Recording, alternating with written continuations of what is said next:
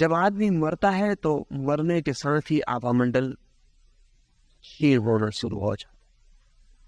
बहुत चकित और संयोग की बात है कि जब भी कोई आदमी मरता है तो 3 दिन लगते हैं उसके आभामंडल के विसर्जित होने।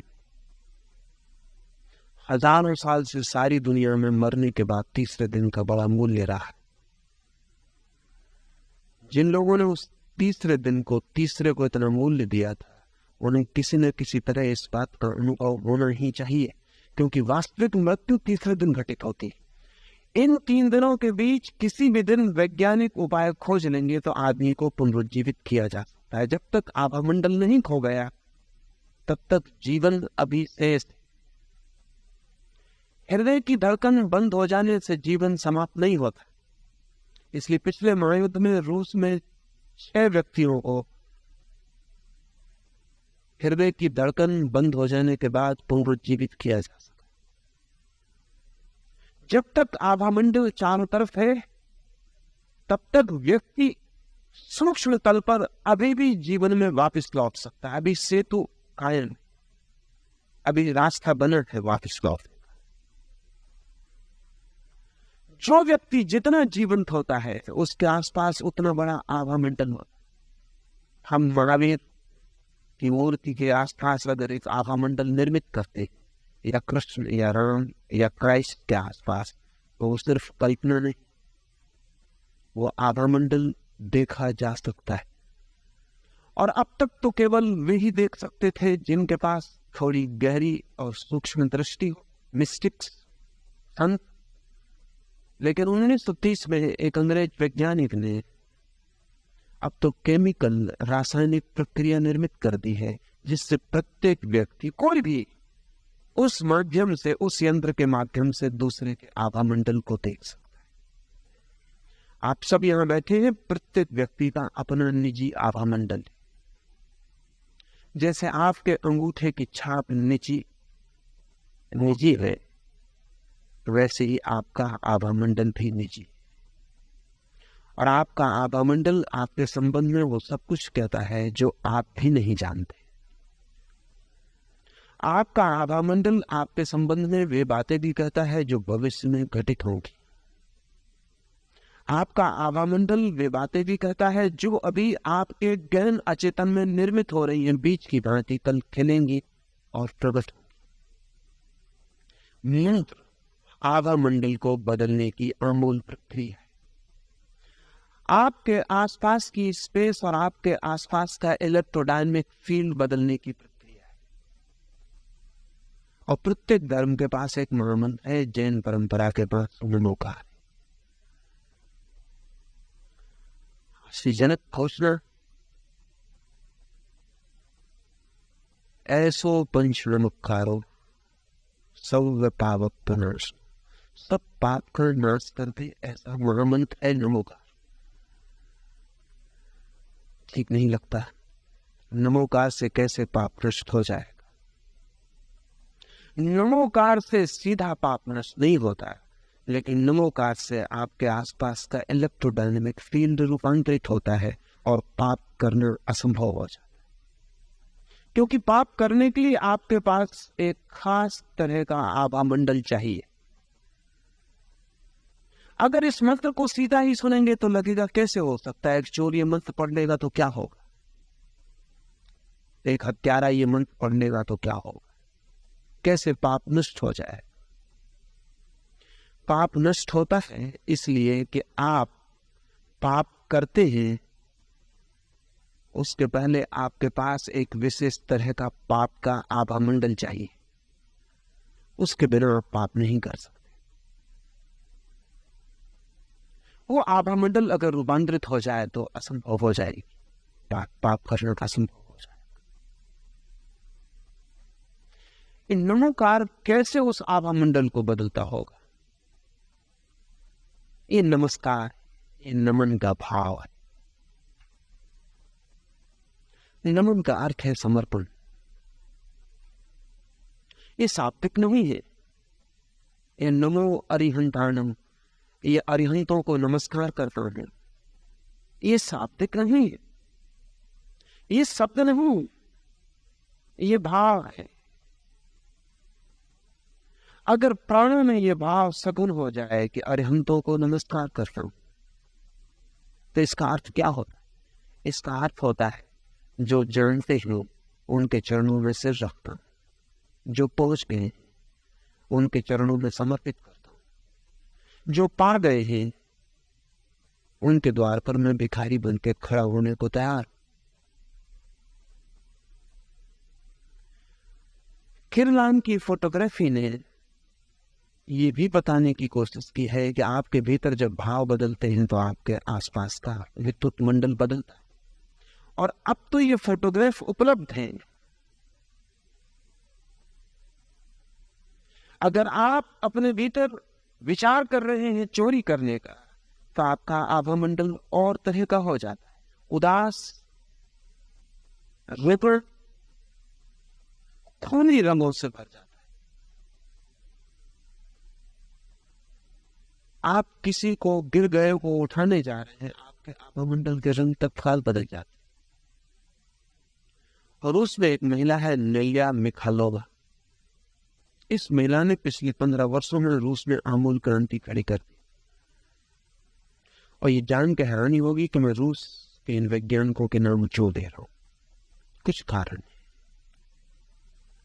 आज से 40 साल पहले अमेरिका के एक बहुत बड़े प्रोफेट एडगर कायसी ने, जिसको अमेरिका का स्लीपिंग प्रोफेट कहा जाता है, जो कि सो जाता था गहरी तंद्रा में, जिसे हम समाधि कहें, और उसमें वो जो भविष्यवाणियां करता था वो अब तक सभी सही निकले। उसने थोड़ी भविष्यवाणियां नहीं की, 10,000 भविष्यवाणी। उसकी एक भविष्यवाणी 40 साल पहले की है। उस वक्त तो सब लोग हैरान हुए। उसने ये भविष्यवाणी की थी कि आज से 40 साल बाद धर्म का एक नवीन वैज्ञानिक आविर्भाव रूस से प्रारंभ होगा, रूस से। और एडगर कायसी 40 साल पहले कहे, जबकि रूस में तो धर्म नष्ट किया जा रहा था, चर्च गिराए जा रहे थे, मंदिर हटाए जा रहे थे, पादरी पुरोहित साइबेरिया भेजे जा रहे थे। क्या क्षण में कल्पना भी नहीं की जा सकती कि रूस में जन्म होगा। रूस अकेली भूमि थी उस समय जमीन पर जहां धर्म पहली दफा व्यवस्थित रूप से नष्ट किया जा रहा, जहां पहली दफा नास्तिकों के हाथ में सत्ता थी पूरे मनुष्य जाति के इतिहास में, जहां पहली बार नास्तिकों ने एक संगठित प्रयास किया था। नास्तिकों के संगठित प्रयास तो होते रहे। कायसी की ये घोषणा कि 40 साल बाद रूस से ही जन्म होगा। असल में जैसे ही रूस पर नास्तिकता अति आग्रहपूर्ण हो गई, तो जीवन का एक नियम है कि जीवन एक तरह का संतुलन निर्मित करता है। जिस देश में बड़े नास्तिक पैदा होने बंद हो जाते हैं, उस देश में बड़े आस्तिक भी पैदा होने बंद हो जाते हैं। जीवन एक संतुलन। और जब रूस में इतनी प्रगाढ़ नास्तिकता थी, तो अंडरग्राउंड छुपे मार्गों से आस्तिकता ने पुनः आविष्कार करना शुरू कर दिया। स्टालिन के मरने तक सारी खोजबीन छुप के चलती थी। स्टालिन के मरने के बाद वो खोजबीन प्रकट हो गई। स्टालिन खुद भी बहुत हैरान था। वो मैं बात आपसे करूंगा। ये माइखलोवा 15 वर्ष से रूस में सर्वाधिक महत्वपूर्ण व्यक्तित्व है, क्योंकि माइखलोवा सिर्फ ध्यान से किसी भी वस्तु को गतिमान कर पाती, हाथ से नहीं, शरीर की किसी प्रयोग से नहीं। वहां दूर 6 फीट दूर रखी हुई कोई भी चीज माइखलोवा सिर्फ उस पर एकाग्रचित्त होकर उसे गति या तो अपने पास खींच पाती है, वस्तु चलना शुरू कर देती, या अपने से दूर हटा पाती, या मैग्नेटिक नीडल लगी हो तो उसे घुमा पाती, या घड़ी हो तो उसके कांटे को तेजी से चक्कर दे पाती, या घड़ी हो तो बंद कर पाती। सैकड़ों प्रयोग लेकिन एक बहुत हैरानी की बात है कि अगर माई खलोवा प्रयोग कर रही हो और आसपास संदेशी लोग हो तो उसे 5 घंटे लग जाते, तब वो हिला पाती। अगर आसपास मित्र हो, सहानुभूतिपूर्ण, तो वो आधा घंटे में हिला पाती। अगर आसपास श्रद्धा से भरे हुए लोग हो तो 5 मिनट में। और एक मजे की बात है कि जब उसे 5 घंटे लगते हैं किसी वस्तु को हिलाने में, तो उसका कोई 10 पौंड वजन कम हो जाता है। जब उसे आधा घंटा लगता है तो कोई 3 पौंड वजन कम होता है, और जब 5 मिनट लगते हैं तो उसका कोई वजन कम नहीं होता। ये 15 सालों के बड़े वैज्ञानिक प्रयोग किए गए हैं। तो नोबेल प्राइज विनर वैज्ञानिक डॉक्टर वसीलियव और कामेनियव और 40 और चोटी के वैज्ञानिकों ने हजारों प्रयोग करके इस बात की घोषणा की है कि माई खलोवा जो कर रही है वो तथ्य। और अब उन्होंने यंत्र विकसित किए हैं जिनके द्वारा माई खलोवा के आसपास क्या घटित होता है वो रिकॉर्ड हो जाता है। 3 बातें रिकॉर्ड होती हैं। एक तो जैसे ही माई खलोवा ध्यान एकाग्र करती है, उसके आसपास का आभा मंडल सिकुड़कर एक धारा में बहने लगता है, जिस वस्तु के ऊपर वो ध्यान करती है, जिससे लेसर रे की तरह, एक विद्युत की किरण की तरह संग्रहित हो जाता है। और उसके चारों तरफ किरलान की फोटोग्राफी से जैसे कि समुद्र में लहरें उठती है, ऐसा उसका आभा मंडल तरंगित होने लगता है और वो तरंगें चारों तरफ फैलने लगती। उन्हीं तरंगों के धक्के से वस्तुएं हटती हैं या पास खींची जाती। सिर्फ भाव में उसका भाव की वस्तु मेरे पास आ जाए, वस्तु पास आ जाती है, उसका भाव की दूर रह जाए, वस्तु दूर चली जाती। इससे भी हैरानी की बात जो तीसरी है वो ये कि रूसी वैज्ञानिकों का ख्याल है कि ये जो एनर्जी, ये चारों तरफ जो ऊर्जा फैलती है, इसे संग्रहित किया जा सकता है, इसे यंत्रों में संग्रहित किया जा सकता है। निश्चित ही जब एनर्जी है तो संग्रहित की जा सकती है, कोई भी ऊर्जा संग्रहित की जा सकती है। और इस प्राण ऊर्जा का, जिसको योग प्राण कहता है, ये ऊर्जा अगर यंत्रों में संग्रहित हो जाए तो उस समय जो मूल भाव था व्यक्ति का, वो उस संग्रहित शक्ति में भी बना रहता है। जैसे माई खलोवा अगर किसी वस्तु को अपने पास खींच रही, उस समय उसके शरीर से जो ऊर्जा गिर रही, जिसमें उसका कि 3 पौंड या 10 पौंड वजन कम हो जाएगा, वो ऊर्जा संग्रहित की जा सकती है। ऐसे रिसेप्टिव यंत्र तैयार किए हैं कि वो ऊर्जा उन यंत्रों में प्रविष्ट हो जाती है और संग्रहित हो जाती है। फिर यदि उस यंत्र को इस कमरे में रख दिया जाए और आप कमरे के भीतर रहे, तो वो यंत्र आपको अपनी तरफ खींचेगा, आपका मन होगा उसके पास। यंत्र के आदमी वहां नहीं। और अगर माई खलोवा किसी वस्तु को दूर हटा रही थी और शक्ति संग्रहित की है, तो आप इस कमरे में रहेंगे और तत्काल बाहर भागने का मन। क्या भाव शक्ति में इस भांति प्रविष्ट हो जाते हैं? मंत्र की यही मूल आधारशिला है। शब्द में, विचार में, तरंग में भाव संग्रहित और समाविष्ट हो जाते। जब कोई व्यक्ति कहता है नमो अरिहंतान, मैं उन सबको जिन्होंने जीता और जाना अपने को, उनकी शरण में छोड़ा था, तब उसका अहंकार तत्काल विगलित होता है। और जिन जिन लोगों ने इस जगत में अरिहंतों की शरण में अपने को छोड़ा है, उस महाधारा में उसकी शक्ति सम्मिलित होती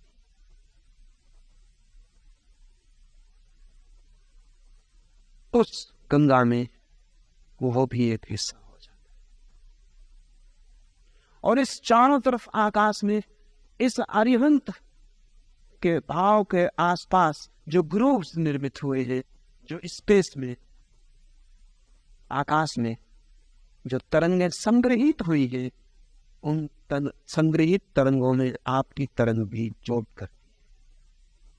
आपके चारों तरफ एक वर्षा हो जाती है जो आपको दिखाई नहीं पड़ती। आपके चारों ओर एक और दिव्यता का, भगवत्ता का लोक निर्मित हो जाता है। इस लोक के साथ, इस भावलोक के साथ आप दूसरे तरह के व्यक्ति हो जाते। महामंत्र स्वयं के आसपास के आकाश को, स्वयं के आसपास के आभामंडल को बदलने की कीमिया है। और अगर कोई व्यक्ति दिन रात जब भी उसे स्मरण मिले तभी नमोकार में डूबता रहे, तो व्यक्ति दूसरा ही व्यक्ति हो जाएगा, वो वही व्यक्ति नहीं रह सकता जो होता। 5 नमस्कार है। अरिहंत को नमस्कार। अरिहंत का अर्थ होता है जिसके सारे शत्रु विनष्ट हो गए।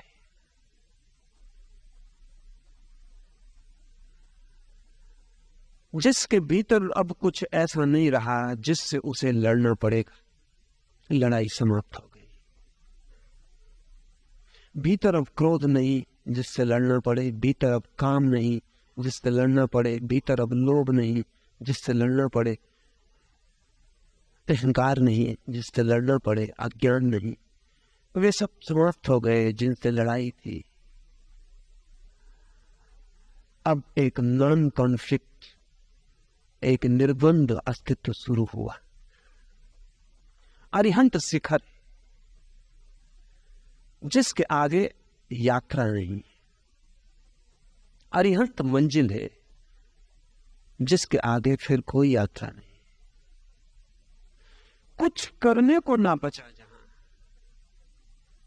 कुछ पाने को ना बचा जहां, कुछ छोड़ने को भी ना बचा जहां, जहां सब समाप्त हो गए, जहां शुद्ध अस्तित्व रह गया, प्योर एग्जिस्टेंस जहां रह गया, जहां ब्रह्म मात्र रह गया, जहां होना मात्र रह गया, उसे कहते हैं अरिहंत।